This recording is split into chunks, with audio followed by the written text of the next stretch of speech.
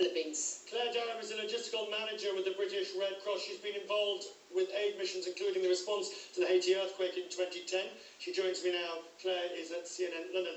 You're an expert in this area. You've just heard what the US forces are saying. From your experience, what is the single most important thing you need to do to get the operation up and running fast? What we need and what we have is a logistics team that arrived in Manila yesterday, and they're travelling to Cebu tomorrow, and they will be able to then assess the airport, the ability to get aircraft in. They'll look at alternative ports and airports as well. They'll look for warehousing, and they'll look for transportation to get the goods out to where it needs to be. So once they're on the ground and we've got more information about that, we'll then be able to coordinate the flights coming in so that they're able to receive them. You see, viewers watching, and I suppose myself in more naive moments, simply say, oh, get on with it. What's taking you all so long? Why don't you just get the stuff there? It can't be that difficult. Put me right, please, Claire.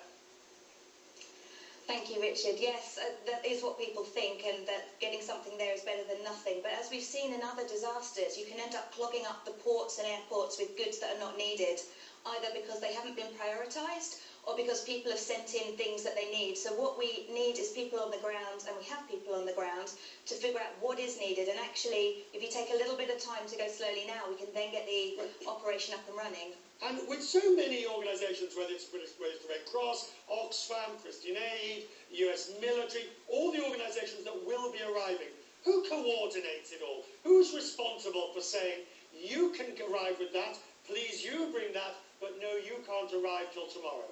Who does that? So we have these coordination meetings. They're called cluster meetings. So all the logisticians from agencies will join together, the water and sanitation engineers will join together, and we will work through together with the other agencies and the other actors on the ground to make sure that we are coordinating and that we are working out how we can together get what's needed to all the people, so we're not duplicating effort. And in this environment, what often seems like a very slow initial response, how quickly do you believe there is a very steep recovery curve, if you like, when things get better appreciably?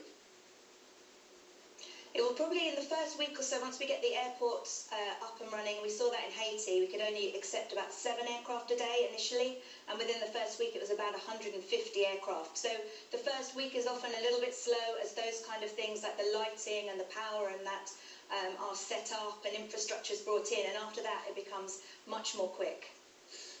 Claire, one thing is quite clear, this is not just philanthropy, this is logistics. This is good old-fashioned engineering, logistics and experience. Do you ever get tired of doing this? No, I love this. It's what I do, it's what I've trained to do. I know it makes a difference to what we do on the ground, and it's really important that we get it right. So I'm very passionate about us getting that right. Claire, we thank you. We'll let you get back to your life's work, and thank you for joining us from London. Claire, joining us from CNN in London. Very quickly to the markets.